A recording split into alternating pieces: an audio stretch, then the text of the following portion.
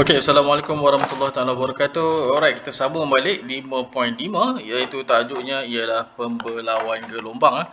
Okey, so untuk topik ini kamu boleh refer pada buku teks muka surat 202. Alright, perhatikan gambar rajah 5.12. So gambar ni adalah gambar dekat pantai Teluk. Okey, pantai-pantai. Okey, so pantai dekat Marang, Terengganu. Okey, so kamu perhatikan dekat sini, dia bina painting dibina di Marang, Terengganu, yang menyebabkan muka gelombang di kawasan A. So perhatikan muka gelombang pada kawasan A dan kawasan B adalah berbeza. So dari segi pattern kamu nampak pun ombak pun adalah berbeza sikit. Yang ini muka gelombang dia ialah muka gelombang sata. Yang ini dia muka gelombang membulat sikit. Alright, so kenapa? Kenapa muka gelombang dia adalah berbeza?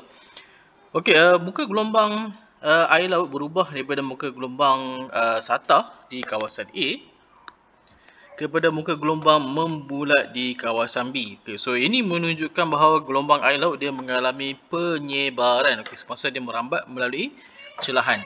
Okay, so nampak kawasan ni kita panggil dia sebagai celahan dekat situ. Alright, so bila melalui celahan apa berlaku ialah gelombang dia akan mengalami penyebaran. Okey, so fenomena ni adalah dikenali sebagai pembelauan gelombang. Okey, so pembelauan ni bukan sahaja berlaku pada gelombang air, bahkan dia juga boleh berlaku pada gelombang cahaya dan juga gelombang bunyi.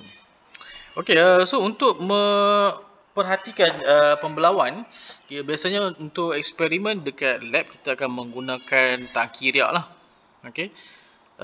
So tangki riak yang ni adalah contoh aktiviti yang boleh dilakukan. Alright, so apa yang kita nak tengok? Okey, so biasanya dalam pembelauan seperti dalam ciri-ciri gelombang yang lain, so apa yang kamu akan perhatikan ialah pertama, kita akan tengok adalah dari segi perubahan pada panjang gelombang, pada frekuensi dan juga pada laju lah. Di mana yang ini dia refer kepada rumus bagi gelombang iaitu V sama dengan F lambda. So yang ni kita akan perhatikan. Selain pada tu, apa yang dia perhatikan ialah amplitude secara tak langsung ialah dia punya tenaga dia. Dan satu lagi ialah dia punya arah perambatan, sama ada dia berubah ataupun tidak. So apa yang kita perhatikan ialah sebelum dan selepas melalui celahan, adakah dia berubah ataupun tidak berubah.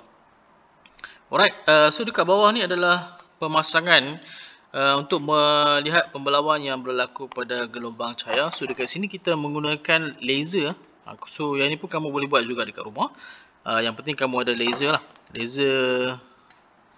Laser monokromatik kan.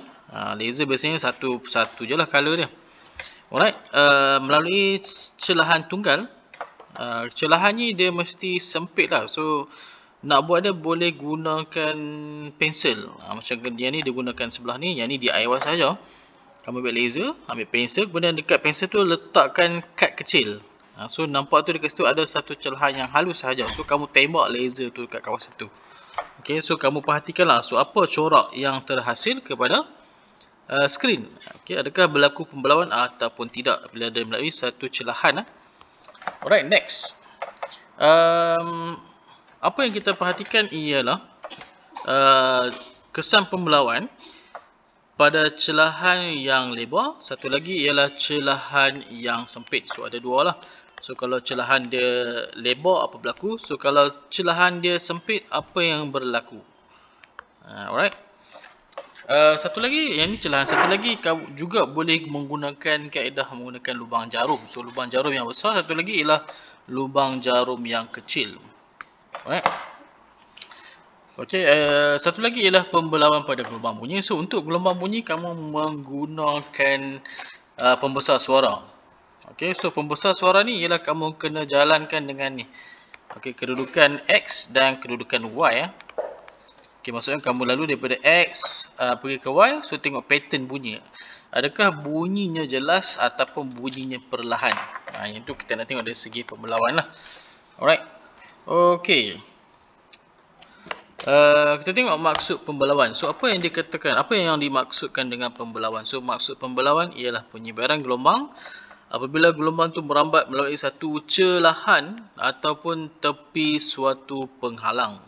Okey, so celahan ni cover teruslah. Okey, ni kita panggil celahan. Okey, kalau penghalang ni So gelombang mai daripada ni.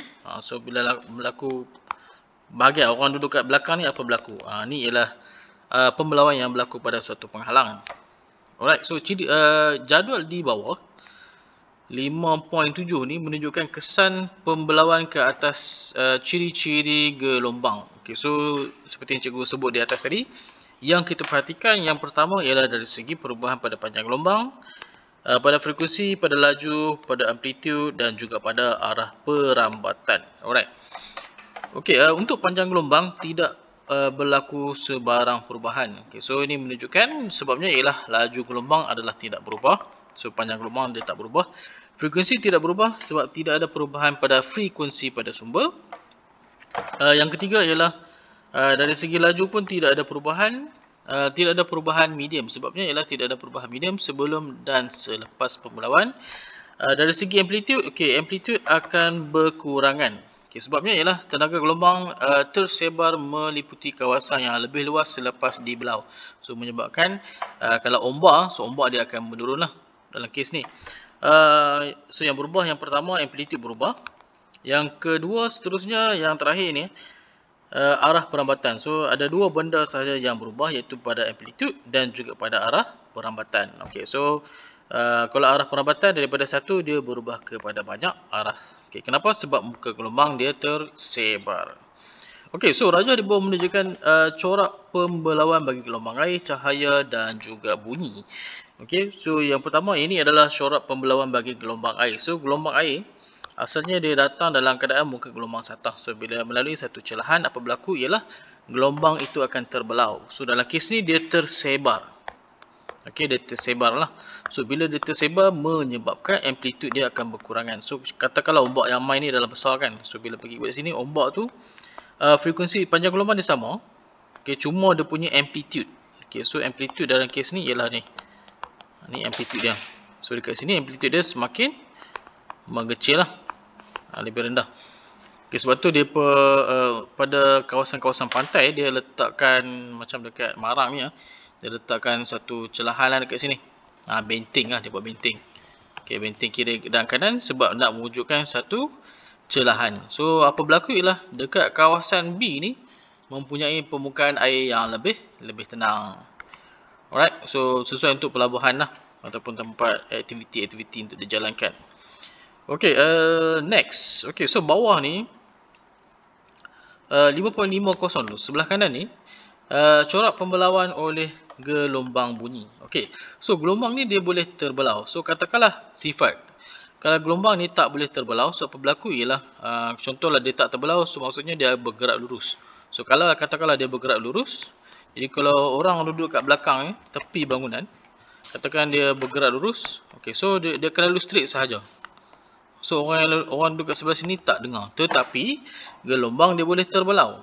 So maksudnya walaupun sumbernya adalah di belakang ataupun di kawasan lain, masih lagi gelombang bunyi boleh didengari akibat daripada gelombang di bahagian hujung ni dia akan terbelau. So gelombang tersebar mengelilingi penjuru bangunan.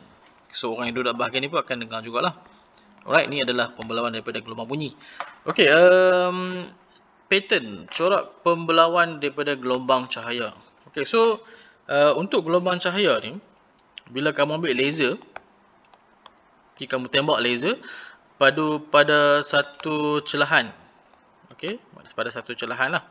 Alright, so kita expect bahawa dia akan jadi satu titik je. Tapi apa berlaku ialah sebaliknya lah. So apa berlaku ialah kamu akan nampak satu dot, garisan-garisan dot yang banyak kiri kanan ni lah. Di mana yang tengah intensiti dia paling tinggi. Bila makin ke kiri dan makin kanan, dia makin kurang dia punya intensiti. Sebabnya dia makin terbelau. Dan kamu akan perhatikan ada kawasan cerah, ada kawasan gelap. Cerah, gelap, macam itulah dan seterusnya. Ini kalau melalui satu celahan tunggal. Kalau dia punya pattern celah tu ialah menggunakan lubang jarum, so kamu akan nampak pattern macam ni lah. Garisan-garisan macam ni. So nampak dekat sini ada kawasan cerah, kemudian ada kawasan gelap. Biasanya dia selang-seli lah. Cerah, dan gelap. Alright. Next kita tengok faktor-faktor. So apakah faktor-faktor yang mempengaruhi pembelauan gelombang? Alright, so dekat sini aktiviti di bawah ni dia buat ialah pertama nak tengok kesan saiz celahan, dan satu lagi ialah kesan panjang gelombang ke atas. Keduanya ialah pada pembelawan gelombang air. Okay, so ni yang kamu kena lukis. Okay, kita tengok terus kepada hasil dia. So gambar rajah ni menunjukkan corak pembelawan bagi gelombang air. Okay, so jadual 5.10 ni menunjukkan corak pembelawan bagi gelombang air dalam simulasi tangki riak dan lakaran muka gelombang yang dilakukan.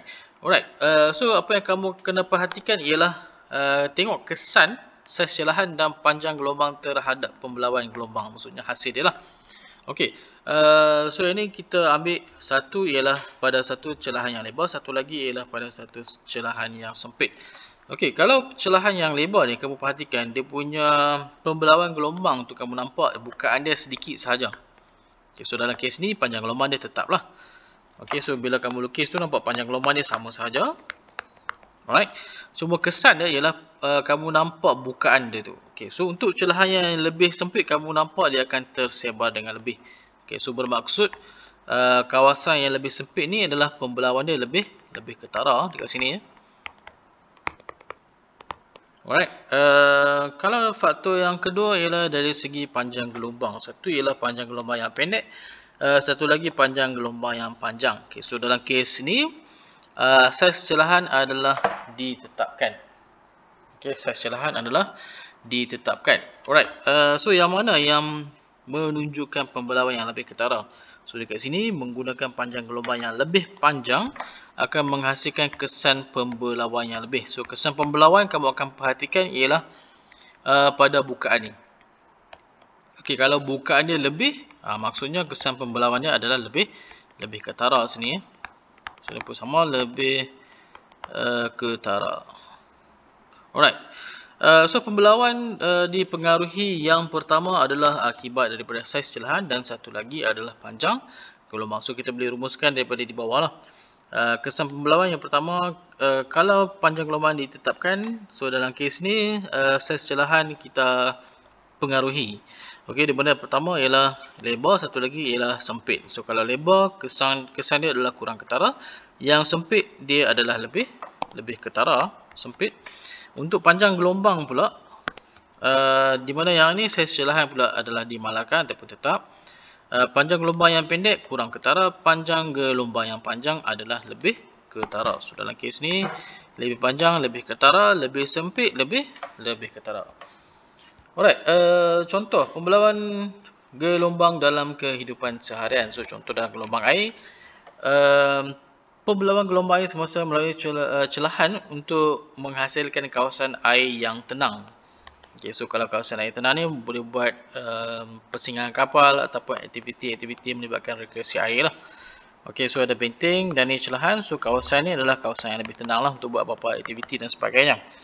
Gelombang cahaya hologram. So hologram dihasilkan daripada kesan pembelawan cahaya, digunakan sebagai tanda keselamatan pada kad bank ataupun pada kad kredit ataupun kad debit lah. Kalau gelombang bunyi pula, gelombang infrasonik dihasilkan oleh gajah yang mempunyai panjang gelombang yang panjang untuk memudahkan komunikasi gajah pada jarak yang jauh. Okay, so gelombang infrasonik. Alright, so itu saja untuk video kali ini. So video seterusnya nanti juga akan masukkan dalam bahagian tutorial lah. Okay, so itu saja. Kita jumpa lagi dalam video akan datang. Assalamualaikum.